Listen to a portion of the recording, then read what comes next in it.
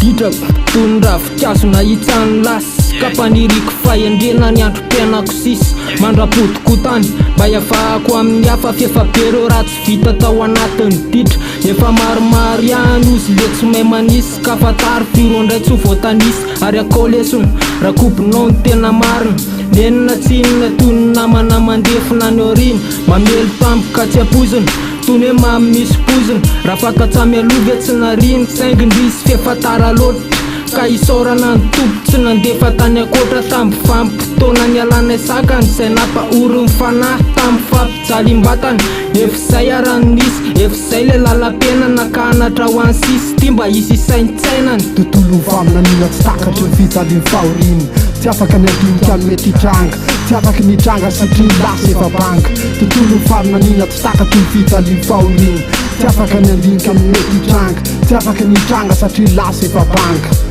lasa efa banga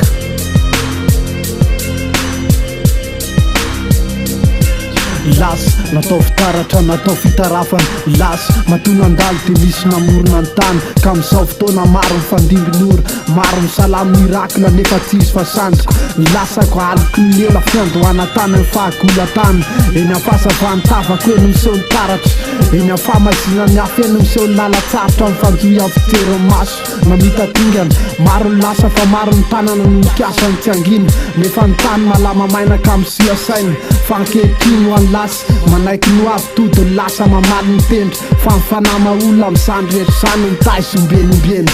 ekeo ny lasy raha mbola isotrany amin'ny hoavy tany koa fahendrena tsy varinana kady fa ankamatatsany hoavy mbola baraingo ny apitsoka aloha misotra amin'ny orma mba tsy hoany amin'ny lalandiso ka ho tafidikizy fa niezaka atao ikoizana mba hisy hotazana fa za de manity vazana mieritseritsy sy ireo lasa sy ireo zavatsananjatsa tao fitokana ny tanjona hoe anao tsy maintsy ho tafy tontolo vaminanina tsy takatry ny fijaliany fahoriny tsy afaka ny andinika ny mety hitranga tsy afaka ny hitranga satria lasa efa banga tontolo vaminanina tsy takatry ny fijaliany fahoriny tsy afaka ny andinika ny mety hitranga tsy afaka ny hitranga satria lasa efa banga lasa efa banga zatra ny tany amboalohany tsy nisaina raha tsy nity olona de mbola iainana am'izao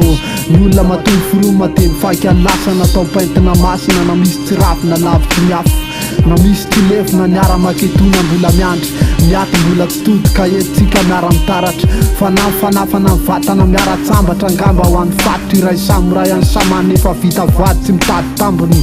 niezaka fotsiny no entina mikaroka ny mafy tsy totany lelanelanelantany rehetra eny